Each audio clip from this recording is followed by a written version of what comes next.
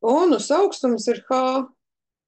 Pirmā konus tilpums ir 3328 kubikcentimetri, otrā konus tilpums ir V2, trešā konus V3 un tā tālāk.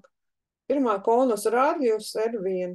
Katra nākamā konus rādījus ir 2 reizes mazāks nekā iepriekšējā konus rādījus. Nosaki skaitlisko vērtību izteiksmei V2 pret V1. Paskatīsimies, kāds tad ir konus tilpums. Konus tilpuma formula. Pārakstīsim viņu pie sevis.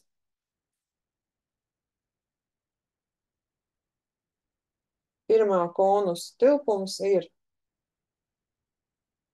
1/3 pi R1 kvadrātā reiz H.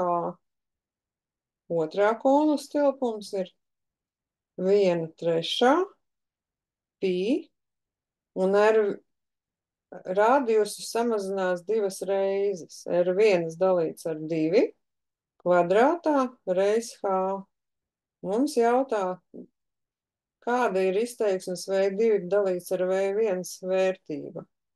Tātad skaitītājā vienīgais, kas mums atšķirsies no abās formulās, būs šis te rādījus kvadrāts.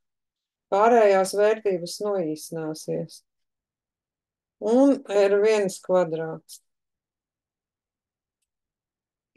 Tas ir R1 kvadrātā dalīts ar 4, 2 kvadrātā paceļot, pret R1 kvadrātā. R1 kvadrāts noīsinās, paliek 1/4 daļa. Bet ja mums katrs nākošais konus ir 4 reizes mazāks, tas ir konus tilpums ir 1/4 reiz iepriekšējā konus tilpums. Tad jau mums veidojas ģeometriskā progresija, kur mums kvocients ir 1/4 daļa. Pastīsimies, kas mums vēl ir prasīts.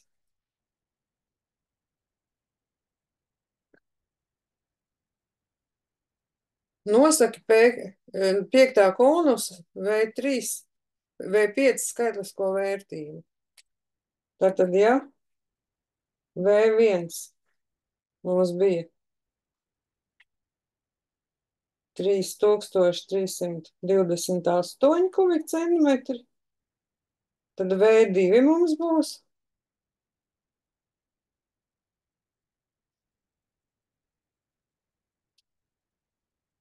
3328 reiz 1/4. V3 būs 3328 reiz 1/4 reiz 1/4. Tātad V5 mums būs. Un mēs jau varam pateikt, ka tas būs 1/4 reiz 1/4 reiz 1/4 reiz 1/4. To var arī rakstīt kā 3328 reiz 1/4 ceturtajā pakāpē, un paņemot kalkulātoru var izreikināt, ka tie ir 13 kubikcentimetri. Uzraksti n-tā konusa tilpuma aprēķināšanas formulu un pamato, ka tā ir patiesa. Nu, ja mēs sapratām jau to, ka mums ir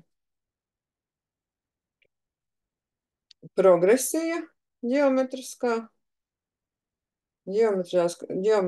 progresijas formula, tad mēs varam rakstīt, ka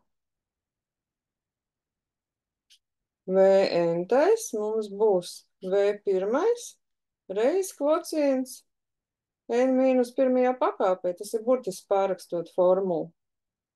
Tikai ar tilpumiem, nevis ar B elementiem. Tātad Vn ir 3328 reiz 1/4 pakāpē n-1. Un to var arī rakstīt kā 3328 reiz dalīts ar 4 pakāpē n-1.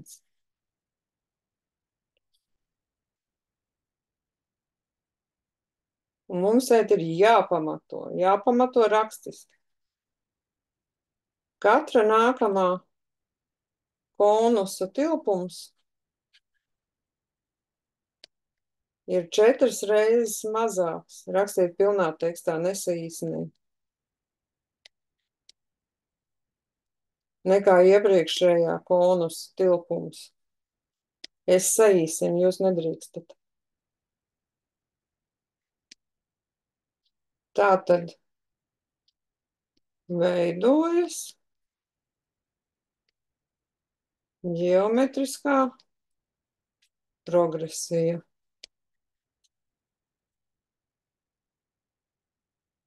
Un kocients ir 1/4 daļa. Paldies par uzmanību!